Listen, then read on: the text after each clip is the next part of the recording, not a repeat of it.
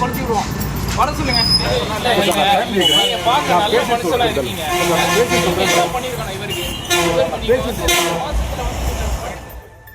மற்றும் ஒரு அண்மை செய்தியை நாம் பார்த்து வருகிறோம். டிவிஎஸ் ஷோரூம் மீது வாடிக்கையாளர் அதிருப்தி என்ற அண்மை தகவல் வெளியாகியிருக்கிறது. சிவகங்கை மாவட்டம் காரைக்குடியில் இருக்கக்கூடிய ராணி என்ற டிவிஎஸ் ஷோரூம் மீது வாடிக்கையாளர் அதிருப்தி அடைந்திருக்கிறார். விவரங்களை நம்முடைய செய்தியாளர் சந்திரமோகன் வழங்க நாம் கேட்கலாம். சந்திரமோகன், வாடிக்கையாளர் தரப்புல என்னென்ன விஷயங்கள் சொல்லப்படுது? வணக்கம் ஷாம்.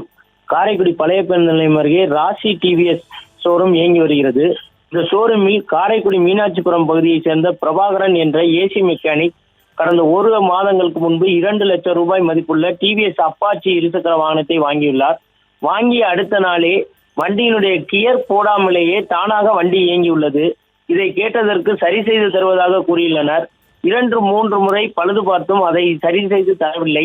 இதனால் டிவிஎஸ் ஷோரூம் முன்பு தனது புது பைக் மீது பெட்ரோலை ஊற்றி எரிக்க முயன்றார். அங்கு இருந்தவர்கள் பெட்ரோல் கேனை வாங்கி தடுத்து நிறுத்தினர்.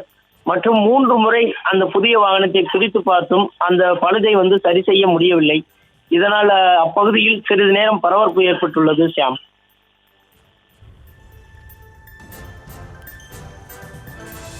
தற்போதைய விவரங்களுக்கு நன்றி சந்திரமோகன்.